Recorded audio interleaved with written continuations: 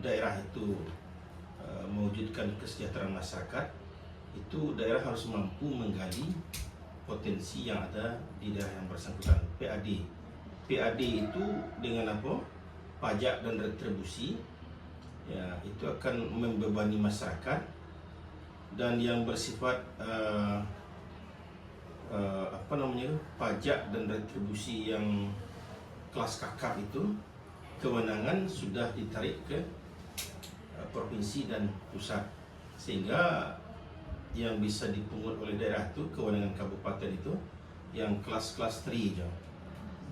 Jadi yang namanya otonomi daerah itu yang kita rasakan itu boleh dikatakan lip service pemerintah pusat. Artinya untuk mewujudkan itu tidak mungkin sepenuh, ya. Pemerintah pusat itu kan tidak mungkin sepenuh hati menyerahkan pelaksanaan pemerintah daerah itu secara otonom. Kalau nyalah berdiri sendiri lah mampu, tentunya akan merasa ketergantungan kepada pemerintah pusat itu semakin sedikit, sehingga terjadilah semacam pemekaran atau terjadi semacam makar, ya. Nah, itu. Jadi memang pemerintah pusat itu kondisikan agar daerah itu tidak mampu, gitu. Maka banyaknya kan yang kini yang sudah diserahkan ke daerah ditarik kembali kewenangannya kepada provinsi dan pusat. Kenapa? Karena kalau daerah-daerah yang potensi itu seperti Riau dulu kan, dengan sawit dan minyaknya, Kalimantan, Papua, itu memang sentralisasi itu yang lebih menonjol kini. Pemerintah yang diatur secara pusat. Kalau otonomi daerah itu kan ada yang pakar otonomi daerah. Kalau di IPDN atau sebenarnya kan Pak Pres Rasid, Pak Joharman Sajuan, Pak Jo, yang ada kan bukunya itu. Nah, itu pernah dia ikut seminar 3 tahun yang lalu. Apakah masih ada otonomi daerah di Indonesia? Itu pertanyaan yang sangat menusuk. Ternyata otonomi daerah yang sudah dicanangkan di 2001 itu salah jalan atau salah alur, sehingga apa yang diinginkan oleh undang-undang otonomi daerah itu tidak bisa diwujudkan. Karena pemerintah pusat itu memang sengaja menciptakan ketergantungan daerahku kepada pusat itu tinggi. Jadi sistem pemerintahan secara hierarki itu, pusat, provinsi, kabupaten, kota sampai kepada desa itu, ya, selalu mengharapkan kucuran dana daripada pemerintah pusat. Jadi kalau niat baik daripada pemerintah pusat ingin menerapkan otonomi sepenuhnya itu suatu hal yang mustahil.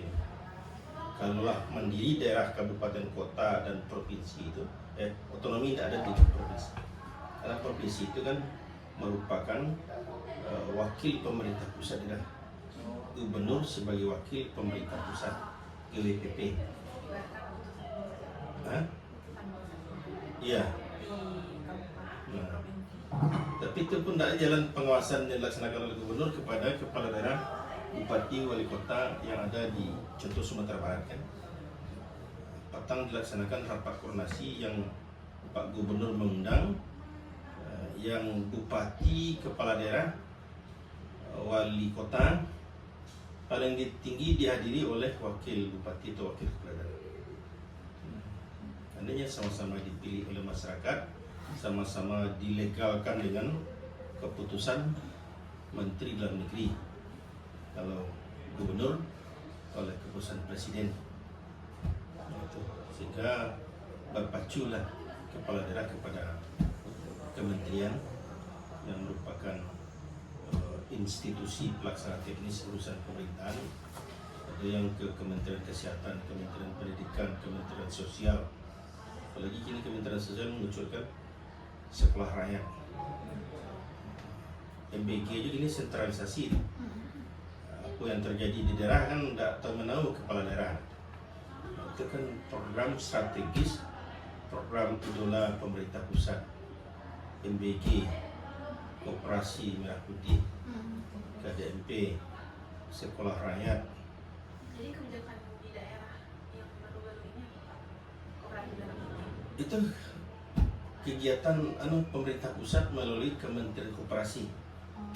Kalau sekolah rakyat melalui Kementerian Sosial. Kalau MBG tidaklah melalui Kementerian Kesehatan, tidaklah melalui Kementerian Pendidikan, tapi melalui Badan Gizi Nasional BGN. Kalau daerah tanya kan pelaksanaan MBG, bentuknya kan hanya peran bantu, mendukung keberhasilan program pemerintah pusat yang merupakan program strategisnya di daerah. Kan ada MBG, ada Koperasi Merah Putih, ada sekolah rakyat. Sekolah rakyat itu berdiri apa ke belakangnya? Artinya dari keluarga miskin kurang mampu yang tidak bisa keluargaku menyekolahkan anaknya mulai dari SD, SLTP, SLTA itu dijadikan bentuk pondok pesantren. Satu gedung, persyaratan tanah yang minta minimal 8 hektar. Cuman pemerintah daerah menyiapkan tanah lokasi 8 hektar yang sudah bersertifikat. Terus di pesisir Kuala berdiri. Yang di Sumatera Barat cuman baru Kabupaten Solok. Di Selatan Patang diusulkan tanah yang berada di Linggo Seri Baganti dan di Eraji. Jadi itu kebijakan ini baru direncanakan di pesisir. Iya, pemerintah daerah kan berebut mengajukan proposal kepada Kementerian Sosial. Kalau MBG itu sudah menyentuh seluruh siswa dan siswi mulai daripada SD, SLTP, SLTA. Kalau kepada ibu balita, ibu yang hamil, itu ada nampak MBG yang sampai kepada yang bersangkutan. Nah, MBG itu bentuknya kan pemerintahnya peran bantu di daerah. Jadi kalau berbicara masalah otonomi daerah dengan mengandalkan pendapatan asli daerah PAD, itu suatu hal yang mustahil ini. PAD sesuai dengan kewenangan pemerintah daerah hanya yang bersifat, kalau kelas 3 itu kan yang bersifat hal-hal yang kecil aja. Nah, bila kemampuan keuangan daerah yang bisa nyogejut dengan PAD dari segi kewenangan batasi. Kalau yang berupa kelas kakap seperti perkebunan kelapa sawit, itu pajaknya langsung ke pusat.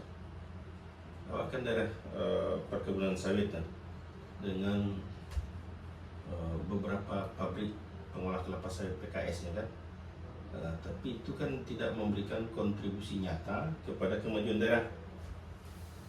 Pajak langsung merupakan kewenangan daripada pemerintah pusat.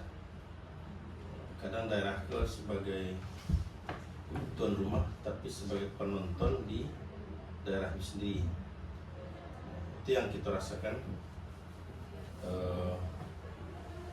otonomi daerah yang pemerintah pusat melaksanakannya ambigu mendua hatinya kan.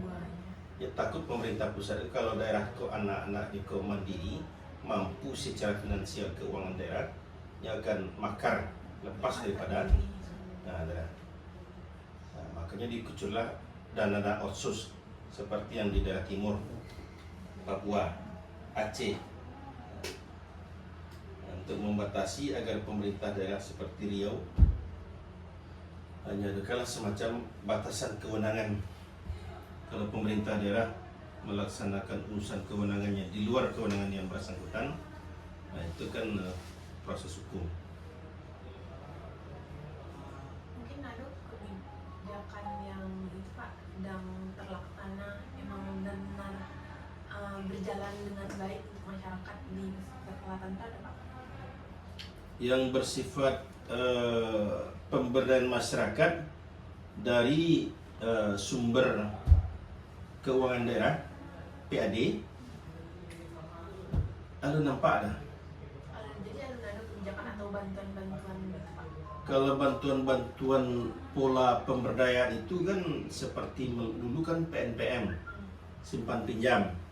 Ada yang berupa pembangunan secara fisik Itu daerah kan dilatih untuk mulai daripada proses musyawarah mufakat merencanakan apa kegiatan yang akan dikerjakan sampai kepada pelaksanaannya, pengawasannya. Itu pun dananya murni daripada program pemerintah pusat. Tujuan Hah?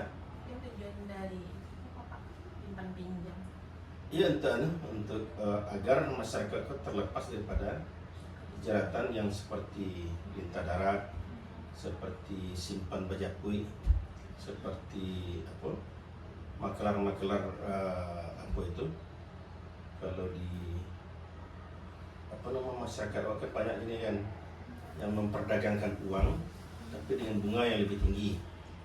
Kalau koperasi dan cak itu keuntungan untuk anggota, tapi kalau keuntungannya kan pinjam 100 bayi 150 lah. Itu kan sama aja kok. Kredit. terus ada nggak Pak dengan kebijakan ini terus kehidupan masyarakat tuh jadi menjadi lebih baik kayak berubah ekonominya keluar dari kemiskinan gitu. Kalau pola pemberdayaan yang sebelumnya walaupun itu menggunakan dana pusat seperti program nasional pemberdayaan masyarakat PNPM atau barangkali melalui koperasi simpan pinjam, di awal-awal masyarakat yang diberikan modal usaha itu memang lancar. Masyarakat itu kan namanya kan simpan pinjam, tapi yang lebih banyaknya pinjam, kemudiannya kembangkan bukan untuk usahanya, tapi ada yang membeli HP, ada yang membeli barang elektronik, sehingga cicilannya per bulan itu kan diharapkan dengan hasil pendapatannya setiap hari itu yang cepat menunggak, tidak tepat waktu, sehingga kucuran dana untuk kegiatan simpan pinjam itu hancur. Sanksi kepada masyarakat yang meminjam yang tidak taat dan patuh untuk mengembalikan cicilannya, itu kan pinjaman kedua tidak dikucurkan. Akhirnya berlomba-lomba masyarakat meminjam, kemudian cicilan pertama, kedua, ketiga lancar, tiba cicilan kampret juga lah menunggak sebulan, nunggak 2 bulan, akhirnya hilang daripada persoalan. Itu yang banyak dana-dana bantuan modal yang diberikan kepada masyarakat yang hancur. Ada dulu PNPM dengan UPK-nya, unit pengelola keuangan kecamatan. Tapi sekarang masih berjalan. Hah? Sekarang masih berjalan. Ya barangkali mungkin asetnya tinggal di kantornya, pengurusnya yang terlalu banyak menikmati keuangan itu sudah terbubar. Kalau di awal-awal kegiatan itu dulu kan cukup rancak, bahkan menyaingi daripada Bank Perkreditan Rakyat BPR. BPR awal-awalnya paling 1 miliar, 2 miliar modalnya kan, tapi bisanya eksis kita. Tapi dana yang dikelola oleh unit pengelola keuangan UPK kecamatan itu sampai 3 miliar. Kemudian dengan perkembangan usahanya setahun 2 tahun bisa surplus, tapi akhirnya kan bubar. Sanksi hukum bagi masyarakat, ya kalau sudah mendapatkan bantuan tidak taat dan patuh mengembalikan, kucuran kedua tidak didapatkan. Kan ini ibaratkan kurang berjalan dengan lancar kan Pak. Habis itu dari daerah ada nggak Pak solusi lain untuk mengatasi ini atau dibuat lagi semacam kebijakan baru? Ada nggak Pak? Kalau aturan regulasinya kan secara nasional, kita di daerah itu hanya menjalankan serta memperkuat dengan kearifan lokal sanksi kan. Tapi sanksi yang dikucilkan daripada beliau sebagai masyarakat kita di pedesaan atau di nagari, ya budaya malu itulah yang semakin berkurang. Masyarakat itu cuek kan, ialah meminjam tapi tidak menyetorkan pengembalian pinjamannya.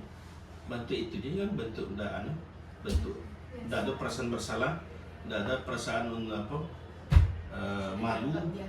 Itu karena masyarakat itu lah silih berganti. Program yang pertama itu yang si pelakunya, itu ada kucuran bantuan modal yang untuk usaha ekonomi itu orangnya lagi kan. Ini mesti masyarakat itu. Berarti misalnya tadi kan kalau misalnya masyarakatnya nggak membayar kan Pak, itu kan sanksinya nggak dapat kucuran yang kedua. Berarti masyarakat tuh bisa nggak membayar gitu Pak? bentuknya nyalah apa gantian gitu.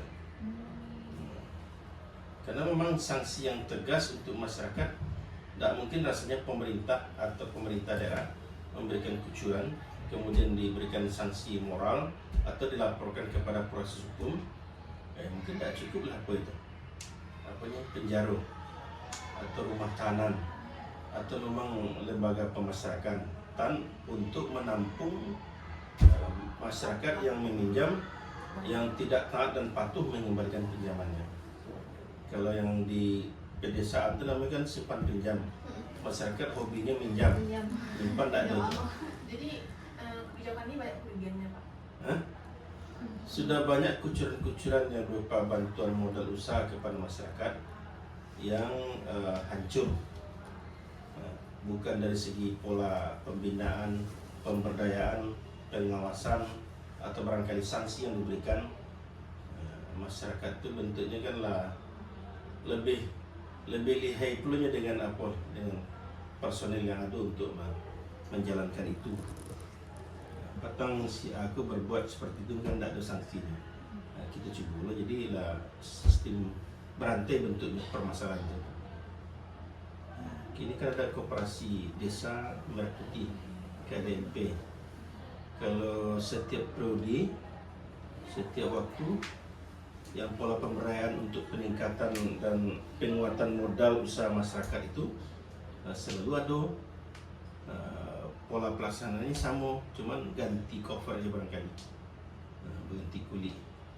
Dulu ada PNPM, ganti dana desa, ada dana desa dikurangi ganti dengan koperasi Merah Putih. Oh, berarti sama aja ya Pak sistem. Sama aja sistemnya. Cuma kayak kalau sekarang kan Gen Z kok kayak Prabowo kok kayak lebih kebijakannya tuh kayak nggak ada yang beres gitu itu Pak. Berarti sama aja kayak kebijakan.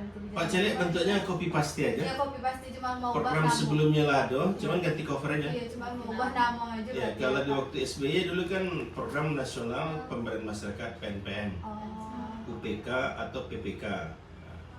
Kalau Jokowi ya dana desa, artinya membangun Republik Indonesia itu dari daerah pinggir. Artinya kan dari tapi dulu dari desa dulu sehingga bermuara kepada Indonesia Raya. Berarti itu juga itu. Nah, kini Prabowo dengan menonjolkan koperasi Merah Putih. Padahal dulu koperasi yang ada di desa itu berapa banyak KUD, koperasi unit desa. Berapa dulu yang namanya kelompok-kelompok masyarakat penguatannya melalui bantuan modal yang diberikan. Yang lain berganti person yang memimpin republik atau daerah kan? Tapi polanya sama, cuman covernya di flow. Tapi koperasi Merah Putih masih berjalan. Itu program idola masyarakat nih. Iya baru Ya. baru Banyak itu gerai-gerainya yang lah terbangun Iya ada banyak. di pesisir selatan dari 182 nagari. Ditargetkan 2026 kolah 60 gerai koperasi desa Merah Putih. Ala itu Pak, ala tabang itu. Fisik apa bangunan gedungnya? Bangunannya. Iya, Patang kan ada launching. Prabowo meresmikan secara virtual di Jawa Timur. Pemerintah daerah Patang dipusatkan lokasinya di Pasar Sagu. Tahu Sagu? Itu yang di belakang Pasar Sagu itu kan cukup megah bangunannya. Itu di tanah pemerintah daerah. Yang masih berdiri Pak Prabowo itu daerah-daerah lain ada. Di negara lain lah ada sekitar target 560 lah ada sekitar 45 KDMP, Koperasi Desa Merah Putih. KDMP. Iya. Sama aja sih. Kalau menurut Bapak koperasi Merah Putih ini akan berjalan baik atau enggak Pak? Atau sama aja? Kita memang tidak boleh pesimis, Iya. tapi belajar dengan pengalaman-pengalaman masa lalu. Apapun bentuk lembaga institusi ekonomi yang ada di desa di nagari, ya personelnya masyarakat itu juga. Aturannya seperti itu juga simpan pinjam tadi kan. Kalau dikatakan kenakalan daripada masyarakat desa waktu itu, hendaklah terlalu nakal. Kalau dikatakan pengawasan pembinaan dari aparatur ya pemerintah, tetap dia jalan. Bahkan kini kan dia apa tuh didampingi. Kalau dulu kan ada konsultan Kalau dana desa dengan pendamping desa. Kalau PNPM kan ada dengan pendamping tenaga teknis di kecamatan, di desa, sampai ke tingkat kabupaten dan provinsi.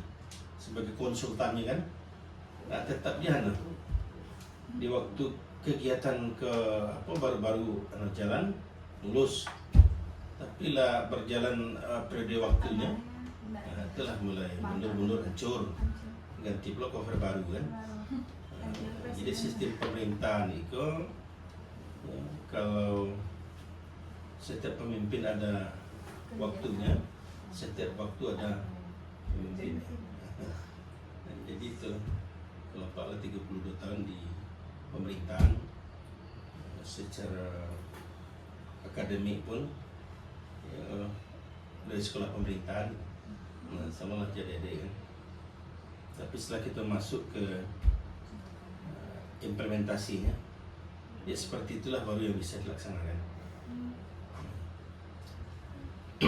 Kalau pemberdayaan, ya apanya dari tujuan hakikinya cukup bagus untuk mensejahterakan masyarakat. Kalau dulu kajian awalnya, kenapa di masyarakat desa itu sulit untuk mandiri, sulit untuk maju, sulit usahanya untuk jalan. Yang pertama daripada skillnya dulu kan, keterampilannya. Kemudian dari segi modalnya di intervensi. Setelah modalnya daripada pemasaran. Itu kan banyak tuh. Membuat aja kan, contoh membuat kue kan. Hanya produksi membuat kue aja kan. Yang bersifat home industry, industri rumah tangga. Tapi pemasarannya kemana? Siapa? Karena kendala ini tuh. Kalau di barang berlantai kan membuat semacam halaman bayangan. Kalau di tempat lain kan ada pula kelompok-kelompok masyarakat yang membuat semacam makanan siap saji. Because telah menumpuk hasil produksi rumah tangga itu, sama ke dia boleh pemasarannya. Kalau ada pula yang patang yang Pak ikuti kan nagari kreatif secara digital, pemasarannya melalui digital. Kan rancak apa itu program tujuannya. Tapi setelah pemasarannya, kalau ini kan online saja itu. Yang menumpuk hasil produksi, pemasarannya enggak lancar. Kalau pemasaran lancar, dia pun untuk modal memulai usaha kembali, atau dengan apa karyawan atau memang masyarakat yang berprofesi itu makan minum. Kalau daripada persoalan kebutuhan sehari kan tidak bisa ditunda. Itu yang banyak akhirnya masyarakat kembali kepada basic awalnya kan. Pak, kalau itu Pak, bantuan apa namanya miskin PKH Program Keluarga Harapan itu terlalu itu Pak membuat ketergantungan antara masyarakat dengan pemerintah. Masyarakat tuh jadi tidak mandiri, itu bermalas-malasan Pak. Kebanyakan kalau yang mendapatkan bantuan itu perubahan itu tidak ada Pak, hanya menunggu bantuan. Nyalaman itu apa aja menunggu di rekening dia kan. Iya Pak. Menunggu di Kayak rekening. Negara untuk menghidupinya. Kalau PKH kan diberikan bantuan kepada keluarga kurang mampu atau miskin. Pembayarannya bersifat triwulan, sekali triwulan. Ya lah bentuk terima apa aja pegawai yang pensiun kan. Iya, nanti sudah dinafkahi. Jadi tidak pemberdayaan itu bisa jadi pembodohan. Pemerintah memang menciptakan ketergantungan bahwa pemerintah itu ada dan hadir di tengah-tengah masyarakat miskin. Itu tujuannya. Tapi Pak kadang Kalau tujuannya kan mulut tuh, ya. artinya masyarakat PKH itu yang kurang mampu dari segi pendidikannya tetap jalan. Kalau sampai ke perguruan tinggi kan ada apa KIP, ya kartu Indonesia Pintar. Nah, kalau dari kesehatannya KIS, berarti kan kalau dia sakit, ya bisa untuk berobat. Ya memang itulah pemerintah pusat itu dari segi tujuan hakikinya rancak, tapi menciptakan ketergantungan yang terus menerus daripada masyarakat miskin. Tapi ketergantungan yang tidak ada perubahannya gitu Pak. rasanya kan dari segi perubahan kesejahteraan ekonominya dia seperti itu aja.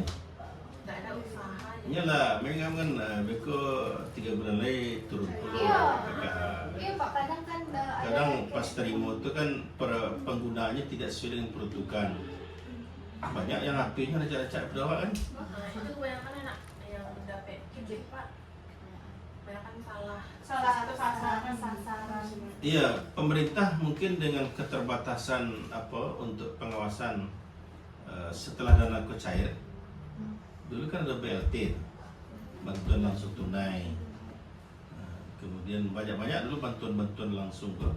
Ini kan ganti dengan PKH, program keluarga harapan. Inti dan apanya sama aja. Iya, sama-sama. Ya, masyarakat yang menerima garantinya. Iya. Ya, cuman yang di bawah itu yang menyebabkan kesenjangan, kecemburuan.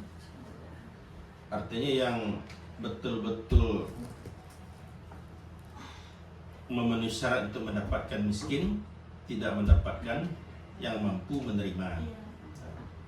Apakah salah pendataan daripada aparatur di tingkat nagari? Maksudnya tidak salah lah. Kalau nagari itu kan ya KKN NKK-nya tinggi Ada dia kan. masyarakat kok Pak yang membalik-balikkan datanya gitu kan? Iya. Kalau data lah tak kirimkan, kan Itu data DTKS itu untuk merubah perbaikinya sulit. iya. Jadi lah hak paten lah baginya untuk menerima kan. Banyak pola-pola bantuan yang dikucurkan oleh pemerintah itu yang tidak tepat sasaran, tidak tepat penggunaan. Ya, dari sasarannya kan kurang mampu.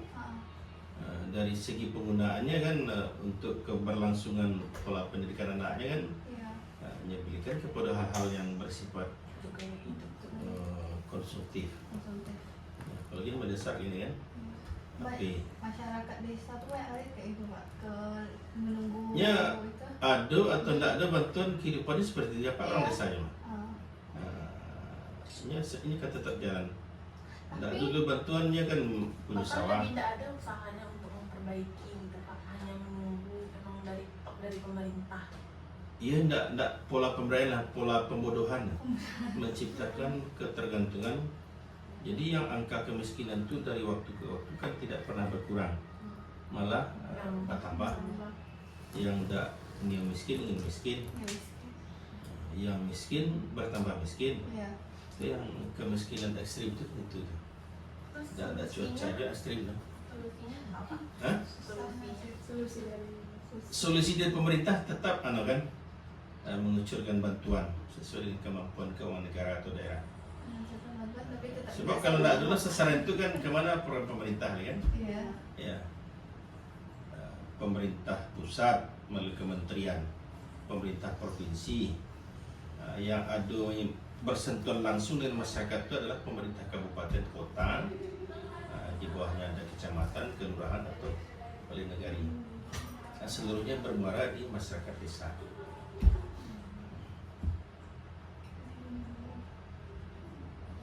Dia tak bahan nanti dia tu kan lerang desa sadonya tak. Bisa. Ialah merupakan hobi lu untuk bantuan tu. Kalau tak dapat bantuan kan hanya protes lo kan. Kalau lah menerima bantuannya tanang lo. Betul sih. Iya lagi. Kalau pola pemberdayaan seperti masyarakat petani diberikan bantuan bibit, diberikan bantuan untuk pupuk dan obat, diberikan bantuan untuk biaya pengolahan lahan, kemudian hasil panennya. Kalau memang yang berhasil untuk tahap itu selesai. Tapi yang punya safety simpanan itu kan jarang. Untuk memulai kembali, tentu tidak ada modal atau minjam lagi pada rentenir atau memang pemasok tadi kan. Mereka pinjam ke koperasi, contoh koperasi Merah Putih. Ia tidak diperhitungkan tata kelola sistem manajemen itu kan, berapa modalnya, berapa hasilnya. Kadang juga modal hanya nikmati kan. Itu masyarakat orang. Ya kalau untuk pemberdayaan itu yang bisa diberikan oleh di samping bantuan modal, bantuan keterampilan, kemudian kalau yang tanaman ada bibit, pupuk dan pengobatan. Ya diberikannya semacam apa? Sekolah lapangan itu kan yang berkelompok tuh, satu hamparan satu kelompok kalau petani nah, atau peternaknya satu hamparan tuh. Satu kelompok tuh ada 10 orang atau 15 orang. Yang dulunya tidak pernahnya diajak untuk musyawarah mufakat untuk menggali semacam persoalan apa sebenarnya masalahnya kan. Nah, itu diberikan semacam apa? Pelatihan-pelatihan. Tapi yang banyak terkendala usaha ekonomi masyarakat tuh dari segi pemasaran. Bukannya tidak punya akses secara digital seperti ini nak untuk belanja atau penjualan online tidak, tapi barangkali mungkin yang namanya masyarakat menjual hasil pertanian atau hasil yang industri itu